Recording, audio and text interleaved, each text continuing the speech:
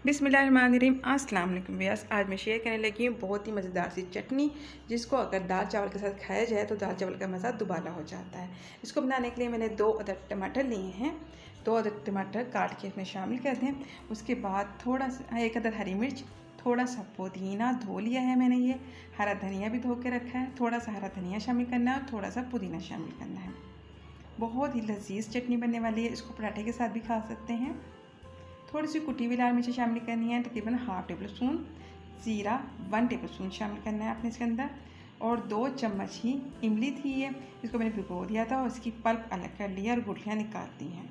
और 4 से 5 अदद जो है लहसुन की जमी है। बस इतनी ही चीज़ें इसके अंदर जाएंगी। और इसमें आपने थोड़ा सा पानी भी शामिल कर देना है ताकि अच्छे तरीके से ब्लेंड हो सके। नमक हस्बे ज़ायक़ा या ½ टेबल स्पून इसमें शामिल कर दें और बहुत ही थोड़ा सा पानी शामिल करके आप इसको ब्लेंड करें। ज़्यादा पानी शामिल ना कीजिएगा वरना चटनी जो है वो पतली हो जाएगी।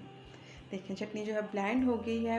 इसको एक कटोरी में निकाल लें। बहुत मज़ेदार चटनी इस तरीके से रेडी होती है और खाने को भी हज़म करती है। गर्मियों में ज़रूर बनाया करें। दाल चावल के साथ बहुत अच्छी लगती है, किसी भी सब्ज़ी के साथ बना लें। बहुत मज़ेदार सी चटनी है। इसको बना के आप फ्रीज़ भी कर सकते हैं, यानी कि रेफ्रिजरेटर में रखें आप इसको और इसको 4-5 दिन इस्तेमाल करें। और अगर ज़्यादा बना लें तो आप इसको फ्रीज़ कर सकते हैं। रेसिपी को लाइक शेयर करना बिल्कुल ना भूलिएगा। Thanks for watching. अल्लाह हाफिज़।